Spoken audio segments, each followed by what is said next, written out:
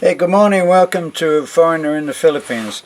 Well, I had a comment made today that was on the video that we posted about James and Jessica's house. And when the guy who commented on this, he said, Terence, you, no offense, but you should know better about safety on a building site. And of course, he was right. I do know better. And in fact, if you watch the video, you may or may not hear me say, in joking fashion, code enforcement, we're going to close this site, no safety shoes, no hard hats. You may hear me say that. Joking. I responded to my subscriber by saying, it's not my site, it's not my building site, it's not my construction site, and it's not my place to offer unsolicited advice to whoever owns the site, which in this case is James. Now, what it does is it makes me want to make a video, which is this video, about just how different things are in the Philippines. Now, I wish I could find it, but it was a few weeks ago, so it may be buried somewhere in comments. God knows where. I'd never be able to find it, but I remember it very well because it was from a very positive subscriber who comments a great deal. It may have been Teresita, but I'm not quite sure.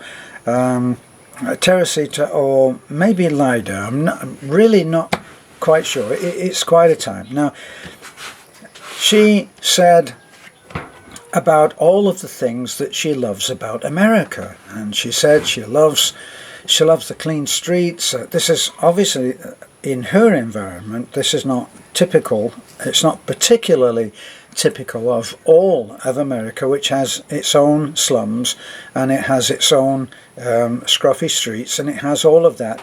It has a full spectrum of things. But she obviously lives in a well-ordered city where things are good, and she loves what she has. She loves good libraries, she loves clean streets, she loves that people keep their manicured gardens, she loves that she can get into a clean car, that she can have it serviced. She loves the whole infrastructure of living in a good neighborhood in America. Now, she is, I'm sure that she is a Filipina, and she's obviously made the transition culturally into the American way of life. And that is great, because my maxim always is that no one size fits all.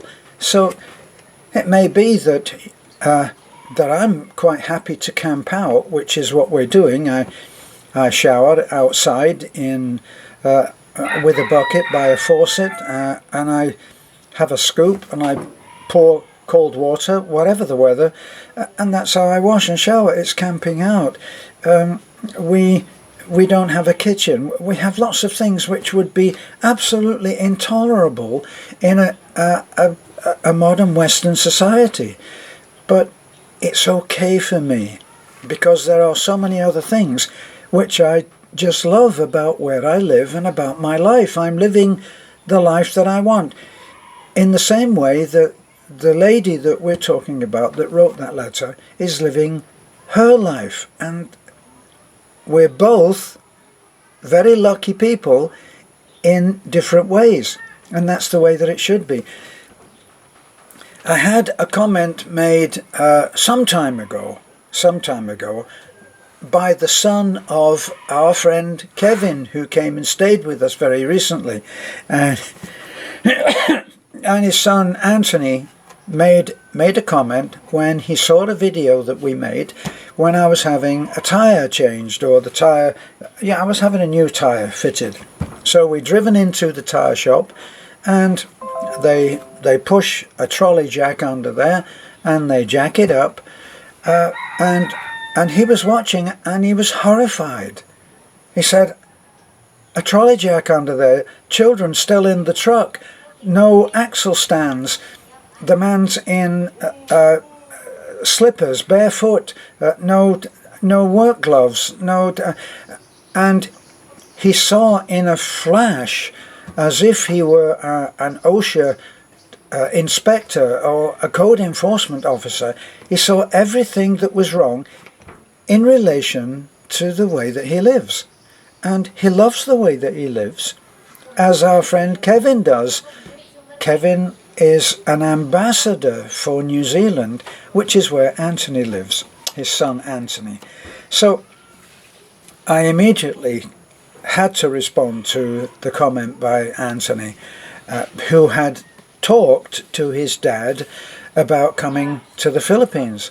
I said, you know, you're looking at all of the things that are not under code enforcement in New Zealand. I guarantee that in 3 days you come to the Philippines, and in 3 days you will be totally insane, because that's the way that you're thinking. Now back to our original commenter who said I should know better, and he was right relative to his frame of reference. Now I would guess, I don't know, but I would guess that our commenter, our subscriber in this particular case, has not been to the Philippines. So if you're going to come to the Philippines, get ready, because the difference in cultures is not, it's not a gap, it's not a cultural gap, it's Grand Canyon-esque. Believe me, it's not a little bit like this, it's like the Grand Canyon. You have to shout to see the other side. If you go out in the Philippines, just imagine that imagine a situation where people can travel by a tricycle. And a tricycle is a 100cc motorcycle with a cobbled together, amateur-made, no regulation tricycle that's made of rebar and filled in with sheet metal. And it's towed as a tricycle by a 100cc motorcycle. And on that, on any given day, you will see sacks of rice, sheets of corrugated roofing loaded on to the top. If you watch the scene as it unfolds around school time or end of school time, you may see as many as 12 or 15 school kids, some of them sitting on the roof. Timio, before we started picking up the kids in the bus that we bought specially for the occasion, used to pick up one family whose kids always came to church, and he would pick up 7 children on his motorcycle. None of them have a helmet, not 7.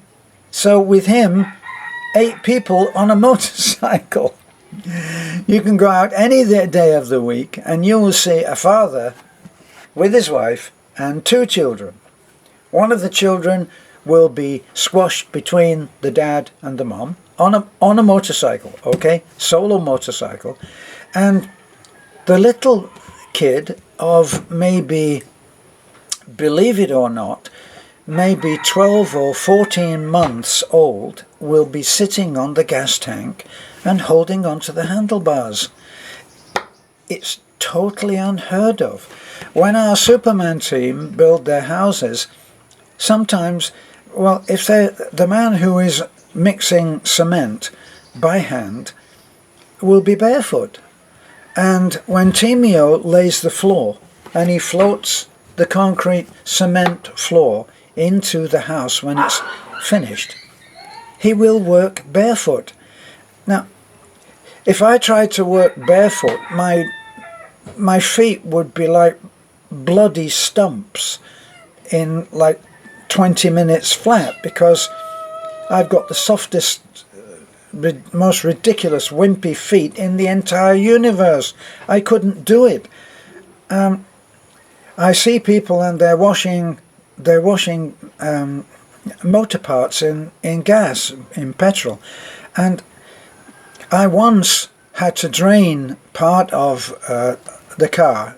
I pulled off a fuel line, and I got gas all down my arm. Now, wimp that I am, that burned like hell. And yet I see men, and they're daily using gas in order to clean parts. No gloves. They work. If you have seen the workshop of our friend Nestor, by any other culture almost in the West anyway, he would be declared a cripple. He gets around the workshop on crutches. One of his legs is totally useless. The foot is just hanging there. He never can support anything on that foot. He's crippled, and yet he runs successfully. He is the man in that workshop, and he does all kinds of work, and he drives by using a short length of stick, which he sticks under the gas pedal, or however he does it, and he drives all kinds of vehicles on test drives. It couldn't happen in the West. I see trucks going along which are fully loaded, and it will have a couple of young men sitting on the cab. Can you imagine this? They're sitting on the cab. They have no... Forget the idea of sitting in a seat and you must have a safety belt on. Forget that. We're talking about sitting on top of a truck that's speeding along the road, and if anything happened, they would be projectiles flying off and forward because the truck would be stopping and they would not. And then they would be in the path of a truck that was having difficulty stopping anyway. It's a horrifying thought, and it's yet an everyday occurrence. So get ready. If you're coming over, get ready to have all of those frames of reference that are securely in about what does a site say in America. No hard hat, no entrance. You must have a hard hat. You must probably be wearing gloves depending on what kind of work that you're doing. You certainly would not be working divested of any of your clothing, and you must have steel-capped work boots, safety boots. Now, what about scaffolding? Scaffolding has to be put up by a licensed installer, and the scaffolding has to be probably made of metal, and it has to meet certain regulations. Here they lean bamboo against the wall and cross tie with plastic string other pieces of bamboo, and then they scale the wall. I've shown some of the other different designs that must require a former trapeze artist in order to be able to work on those things. It's different, and it cannot be judged in the same way.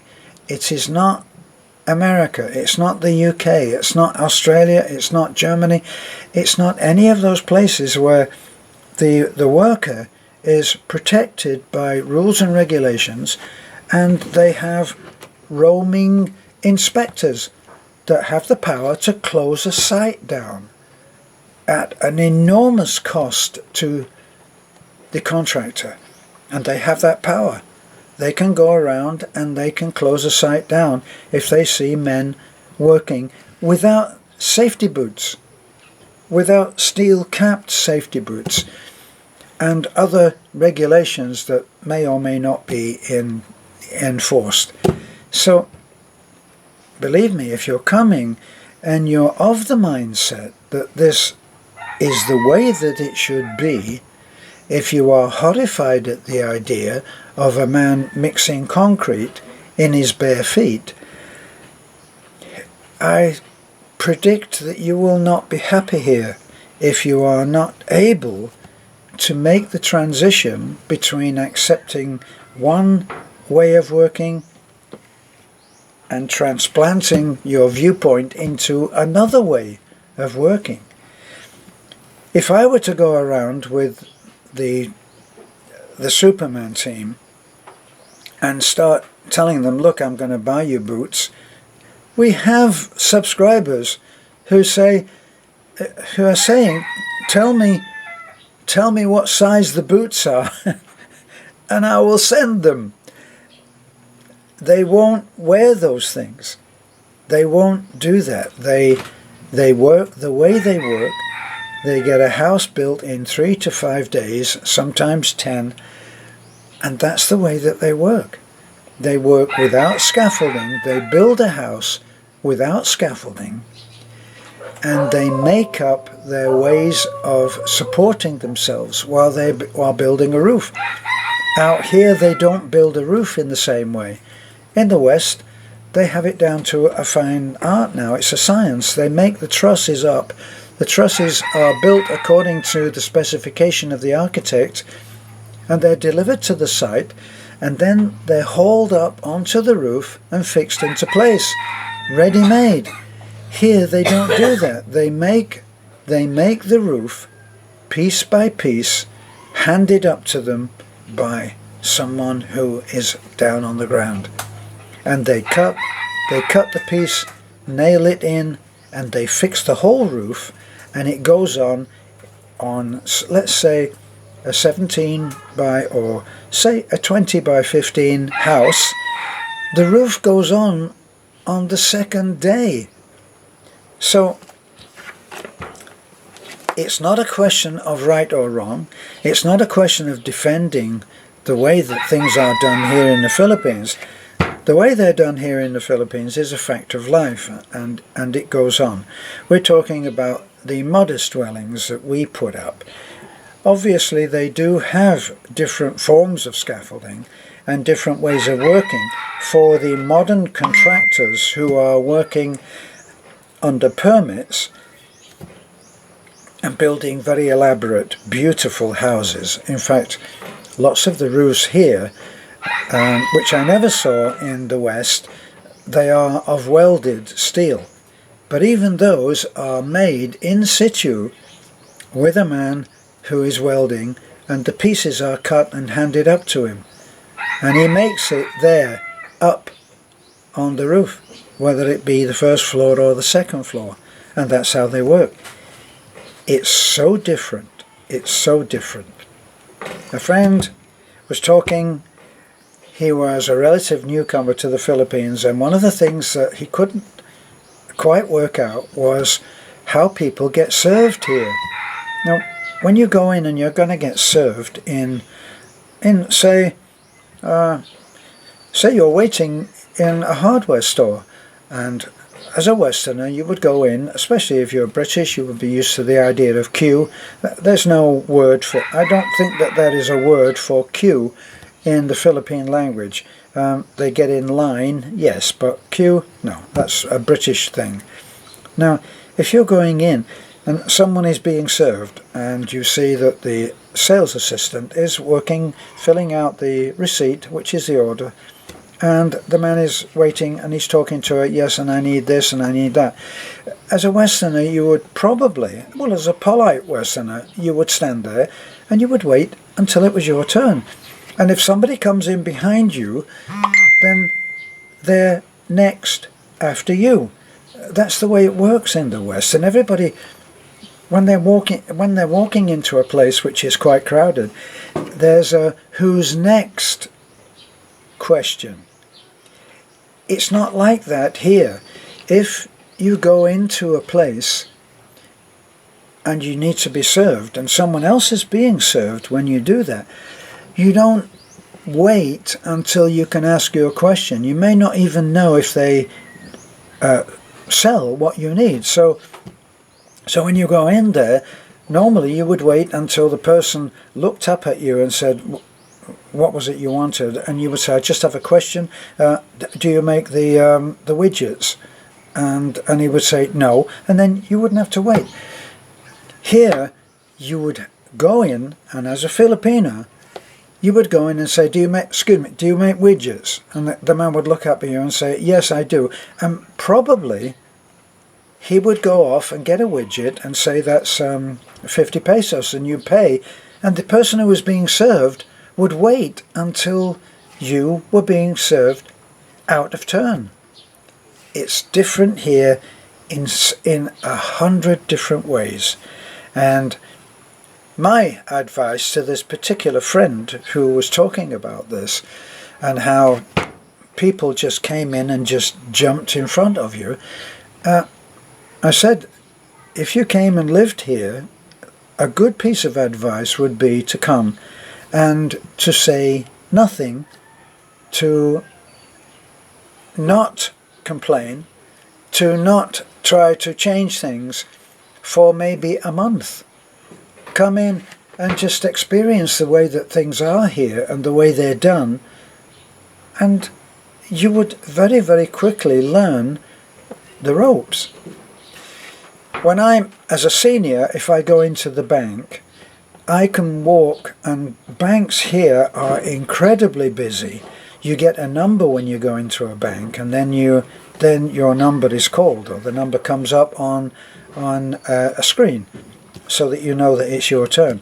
But then at the cash register, at the cashier desk, there might be a long line of people. Now, as a senior, I am entitled by law to walk to the front of the line and get served. Quite honestly, it embarrasses me, and I can't do it. But if Beth goes in, she has to wait in line, and it may take her 2 hours. So it makes sense that I go in, but I can't do that. Now, what I did was I realized that I'd have to find another way around this. Now, when you go into a bank and there are tables, there are various desks with people working at them, and then they do different duties. And there's always two chairs at in the front of each of these desks, and they may or may not have 2 people sitting in them. Sometimes it's just one person. In the West, I would respect the privacy, the confidentiality of a bank transaction being done by that one person to the staff member, and I would not sit in the other chair. Here, that's not the way that it does. It doesn't work that way. So I learned this by standing there waiting for the other person, the single person in one of 2 chairs, to finish. And somebody else came in, went, and sat down in the other chair. And then they got served. So I learned this very quickly. So the next time that I went in, there was one person sitting there. I went, sat straight in the other chair. And then the woman said, how can I help you? And I explained to her, I said, look, I'm a senior, and I know that I can walk to the front of the line, but I'm embarrassed to do that. And I really feel that I can't do that, and yet I know I'm entitled to do that as a senior. So she said, what do you need to do? And I said, I need to make a deposit. So she took the book. She said, it's okay. She took the book. She took it into someone else in another desk who did the work, and then brought the book back, and she gave it to me, and she said, in future, come and see me, and I will handle whatever you need to have done. Now when I go in, I wait until there's a vacant seat in front of her desk, and I go in and I wait then, and she takes the book straight away and she hands it, and then she deals with whoever's sitting there. So by waiting and watching and learning, I've learned to be able to go in, avoid being embarrassed, because I am reserved in many situations, in that kind of situation, and everything is fine. But if I barged up to the front of the line, and if anybody said anything to me, I roar at them, I would be the ugly American, well, the ugly foreigner. And I avoided that by standing there and waiting and watching and observing and learning. And that's what you have to do if you come here. If you're going to come here and start walking around construction sites and saying that man's working in slippers, open-toed slippers, and he can't work like that, boy, you'll be as welcome as a fart in a spacesuit, believe me. So, this is a foreigner in the Philippines. Thanks for the comment. It inspired a video. Bye for now.